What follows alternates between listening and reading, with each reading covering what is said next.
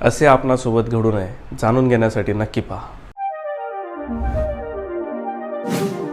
नमस्कार, मी सिया आकाश जाधव। आज आपण बघणार आहोत रिटायरमेंट फंड आणि एका वेल्थ मॅनेजरने केलेला शांत पण घातक घोटाळा। पैसा गेला तर परत मिळतो, पण विश्वास तो तुटतो एकदाच आणि आवाजही होत नाही।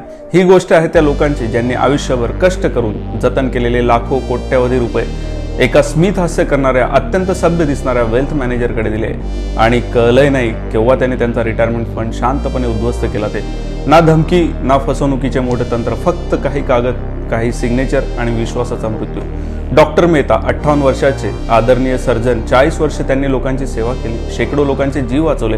त्यांचा स्वभाव शांत, संयमी आणि लोकांवर सहज विश्वास ठेवणारा। त्यांनी पत्नीच्या भविष्यासाठी, मुलाच्या शिक्षणासाठी आणि स्वतःच्या शांत उर्वरित आयुष्यासाठी रिटायरमेंट फंड रक्कम रुपये 1.5 करोड साठवले। त्यांच्या हॉस्पिटलमध्ये एक नवीन वेल्थ मॅनेजर येऊ लागला, निशान।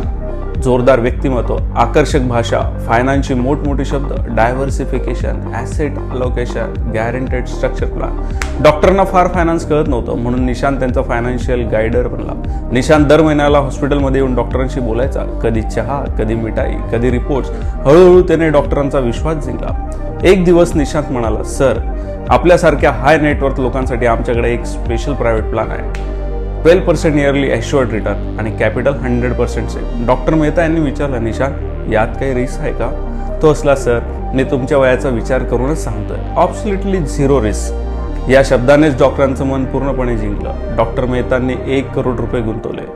Fancy brochures, company letterhead, documentation fully professional वाटले। डॉक्टरांनी त्यांच्या पत्नीला सांगितले, आपण आता तणावमुक्त आहोत। निशांतने आपला फंड सुरक्षित इन्व्हेस्ट केला। पहिले 3 महिने स्टेटमेंट परफेक्टली नॉर्मल। प्रत्येक महिन्याला डॅशबोर्डवर 1% रिटर्न दिसायचं। निशांत फोन करून विचारायचा, सर, सगळं व्यवस्थित आहे ना? डॉक्टर खुश। 6व्या महिन्यात डॅशबोर्ड मेंटेनन्सवर गेला। निशांत म्हणाला, बॅकएंड अपग्रेड सुरू आहे सर, काळजी करू नका।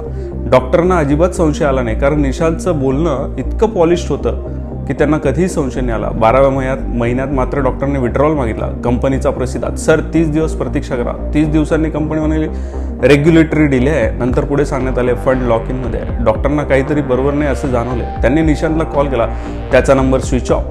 कंपनीचे ऑफिस व्हिजिट केल्यावर त्यांना ऑफिस ह्या टिकून कधीच वॅकेट झालेले समजले। डॉक्टर मेहता जमिनीवर कोसळले।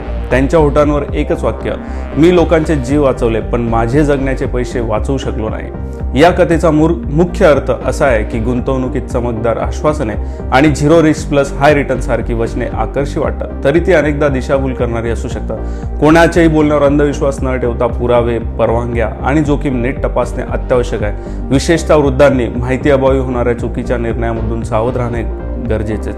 शेवटी धोका गुंतवणूक कमी आणि अतिविश्वासातच जास्त असतो आणि सावधपणा हा गुंतवणुकीतला सर्वात मोठा प्रॉफिट आहे। चला भेटूया पुढच्या कथेमध्ये, जिथे आपण पाहूया न्यूली मॅरिड कपल आणि real estate pre launch scam.